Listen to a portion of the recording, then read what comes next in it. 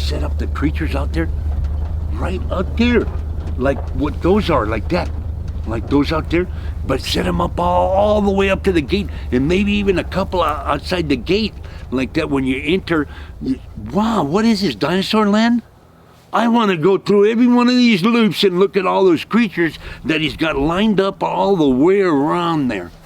That's what I would really love to have. And then, yes, the public, can you imagine the public coming in and looking at these things? Hey, $10? Yeah, sure, $10. Come on. You can look, take your whole family, and then don't get out of the vehicle, but just go through every one of those loops, and then look at all the animals, and then you can go on up. What would it be called? What would your land be called? Dinosaur Land? What? Dinoland. The new and improved Dinoland, made out of wood.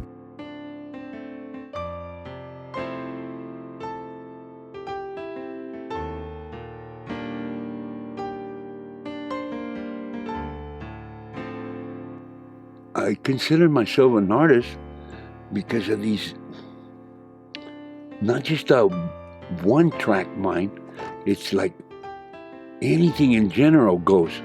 I'm more like a do-all. Yes, like that. It doesn't matter what creature or what object or anything. I can make a copy of it. I can make like a clone or an exact replica of anything I could think of. In the thoughts come automatically in my mind. This is the first one I made. The biggest one too. Boom, boom, boom, boom. Started out with this color. See, like the green, the brown, and then these little yellow dots. See the green and the brown, the green and the brown, the green and the brown. Green, green, green, green, gray, green, brown, green, brown, green, brown. All the way around it. Like a scale, like even his legs too. I said, what about a little bit of yellow in there? Yeah, okay, I'll splash a little bit of yellow on his muzzle so people can see his teeth and stuff. Oh, and he's got some broke out. Yeah, it's been accidents, but I claim that he's bit some other beast and broke his teeth. You know, that's a good excuse. My name's Laurel Seidel, and I'm at the Glass Outhouse Art Gallery in Wonder Valley. Abe showed up here with one of his dinosaurs that he made out of wood that he found out in the desert. And I told him that we have a gallery opening the first Saturday of every month, and he's out here with his dinosaurs and his roadrunners and his dragons and whatever piece of wood he finds, and he sees an animal in it or a bird, and he can picture it in his mind, and he makes it come to life, like this cardinal right here over my shoulder. Abe's a very special person, and a lot of people shy away from him because he's over enthusiastic sometimes, and they don't know how to take that. But I think that's part of what makes him so special. Well, there are a few other artists out here that go out and find rusty things and put them together and make things out of them. But none of them that do what Abe does. I'm not an art critic, but I know what I like, and I like Abe's work.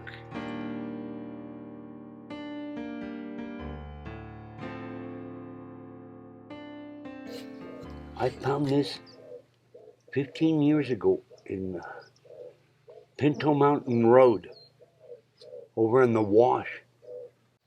I brought it out to light a few months ago.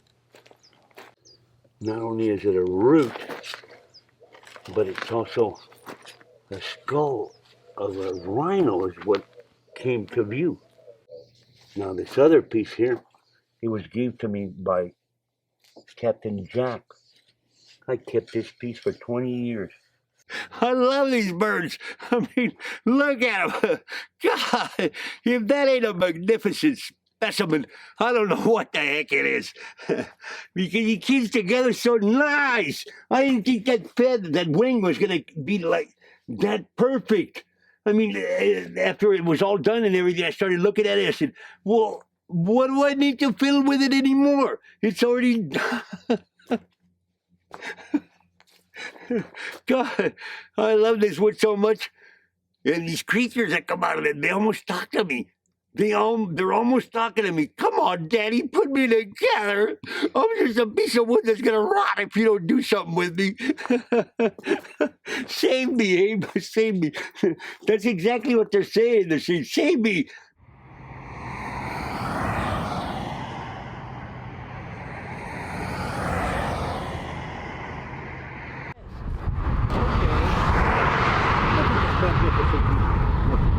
One, two, three. The roadrunners, because they're also raptors. They're the last of the raptors in the dinosaurs. The roadrunners. The last of the breed. As a little kid in first grade, that's the first thing that we were taught was dinosaurs. Believe that? Well, in every school damn near, that's what's taught. That's almost the first thing they teach a child or a kid or a girl. You know, they teach them something about dinosaurs. To this day, even back then, that's what my mind kind of stuck to that. It's mostly dinosaurs. That's what I really love. That's how it started. Yeah, at first when I put the green little dots on him, I thought he wasn't going to look too good. But it came out great. What a baby velociraptor. He was just a little chunk like that, and this tail wasn't almost hardly there, but I put the other tail on it, under it. That's what I love about these pieces of wood. You could work either on top of the tail or on the bottom of its belly or on his back in order to put his tail on there.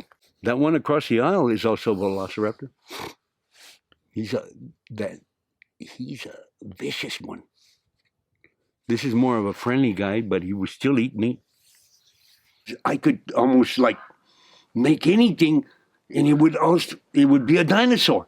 It didn't matter what the face looked like or what the body looked like. I could make it like a half a dinosaur and half a human, or a half a human, or something with one leg or two or three even instead of four.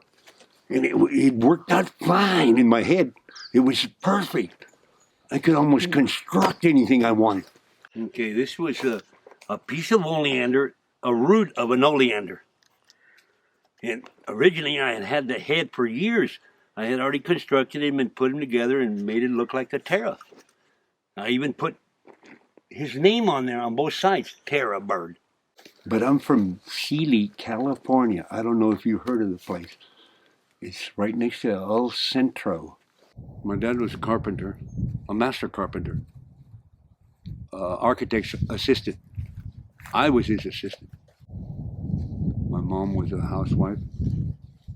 She did a tremendous job to raise 5 of us. My dad had this thing that he would strive to make us want to be someone, okay? Like not just the other typical kids that were around us, but these other families that they usually, what they did was go into drugs and criminal activities and things like that. Well, he didn't want us to go into this kind of thing, so in order to protect us from doing that kind of thing, he had to keep our bodies and our minds busy. So the way he did it, he had a good plan. He was a smart man. He had no smart man anyway. He said, you know what, if I make my kids work for their living, maybe it might make them someone. Maybe they might become someone. And my dad thought about it. He said, you know, if I get my kids and take them as an excursion, like on their vacation, like on their summer school vacation, instead of them going to summer school, I'll take them and we go up to like Washington State. They were picking strawberries, mostly strawberries. So we like the strawberry pickings. So that's what he took us over there for. I excelled on that type of thing. I made more than my entire family did altogether. Believe that? It's kind of hard to believe, but I did. Did your dad let you keep the money? No, he gathered it up for our clothes and our school supplies. And then naturally he had to get some money out of it too, because he took us over there in the gas and all, all that too. He included all that in there. Whether I sell them or not, of course, that's what I want, is to sell them, so I can see a little bit of profit out of it, sure. But at the same token, I'm not going to stop. No, even though I don't sell anything, if it just so happens, I still won't give. I still will build new ones, and I still will keep going. I won't stop. That's my main prerogative in my mind. Is keep busy. Keep busy. Don't take time off. Don't slack. Don't lag. Don't fall behind. Don't. Every day that goes by, if you don't do nothing that day, that's what you're gonna see the next day. Nothing. Sorry, but. Yeah.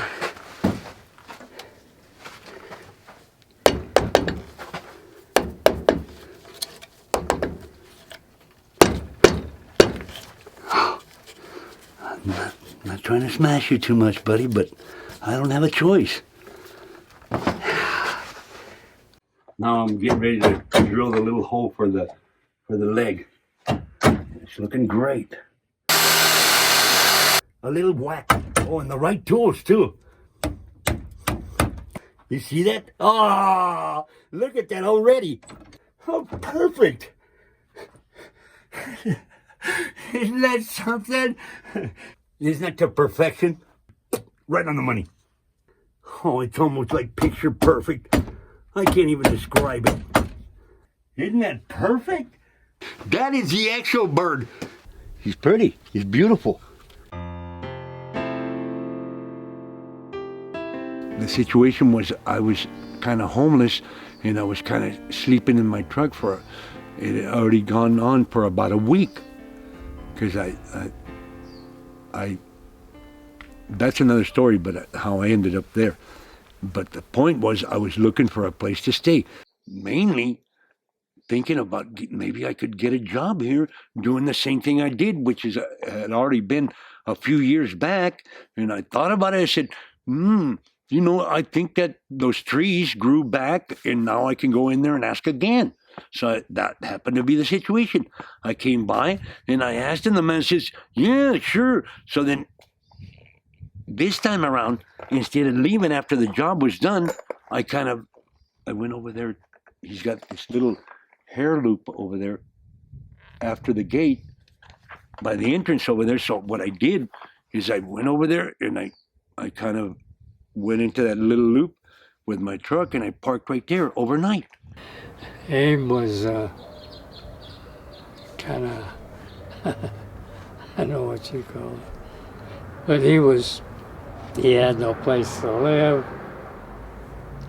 He stayed under those trees out there and with his truck. He went out there and opened up the gates, and he seen my truck out there, so he walked out there and he says, toot, toot, toot, toot, toot. He kind of knocked on the fender, and then, oh, what the heck? And I kind of sat up, and he said, hey, what are you doing out here? Oh, I'm kind of homeless. Could I spend the night here? Is it okay with you, Bob? And he says, oh, I know you did the tree work, but geez, I didn't know you needed a place to stay. You should have said something. Said, what? What are you talking about? He said, oh, here you go. I got this one little room in the back. Just go ahead and drive in the driveway and just park back there. I says, well, why don't you bring it over here and get it out of the way there? I don't care. So I did that.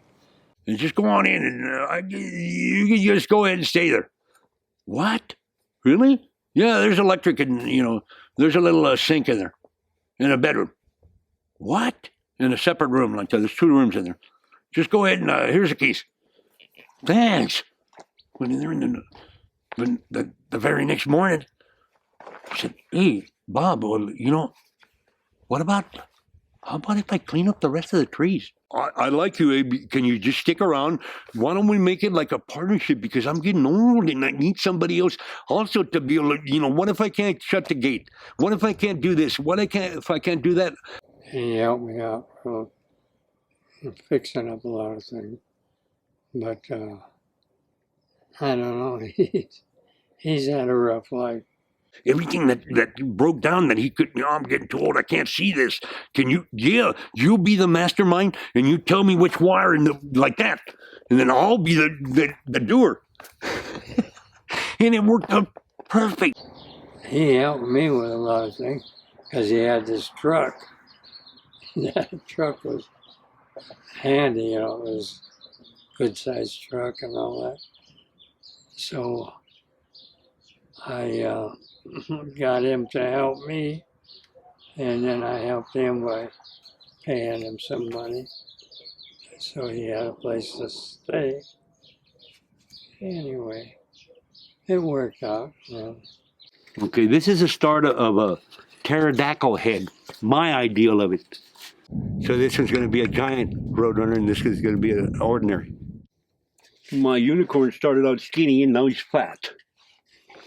Yeah, this is a start of my white rhino, 1 horn.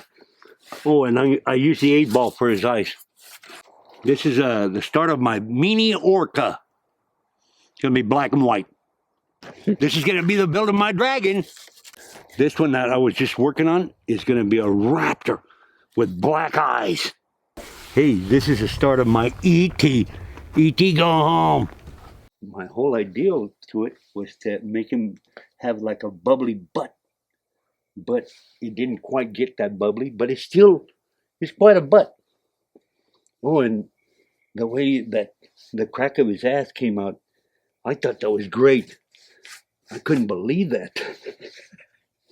Oh, and his tail, he was removable too.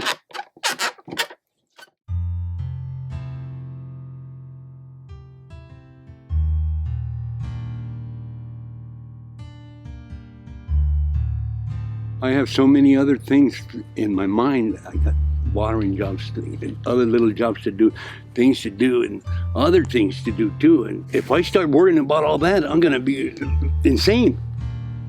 So what can I do? The best thing I can do is just put it out of my mind for now. I've been trying to call someone, and because they look at me and then they say, "Oh, he's an older man.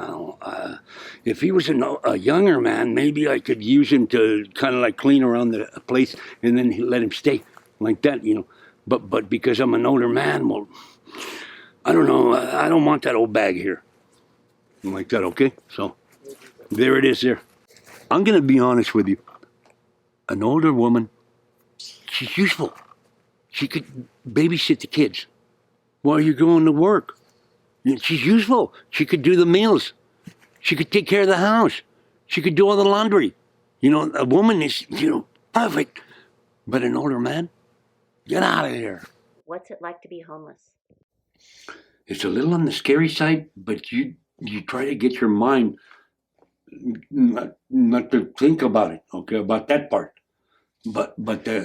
But it's true. It's kind of scary because you don't know where you're gonna go, and then another thing, when you're staying out alone like that, what if somebody waits up for you to fall asleep? I mean, thoroughly fall asleep without waking up, and then they kill you or stab you to death. The main thing is to keep your mind busy on something else, on some good stuff too, on some good things. Maybe tomorrow I'll find a place to stay, and it'll turn out, and it'll be a nice person that'll let me stay there, like that. Every day is a different day, and hopefully you make it till tomorrow. That's what it's all about, till tomorrow. There is no tomorrow. You know that, right? I mean, there is never tomorrow. You know, it's always today. What do you want for yourself? Just to be able to have a studio where I can work on my creatures, to be honest with you. Because at the end, I already have it ingrained in my mind. At the end, that's the only thing I'm going to be able to do. My little creatures.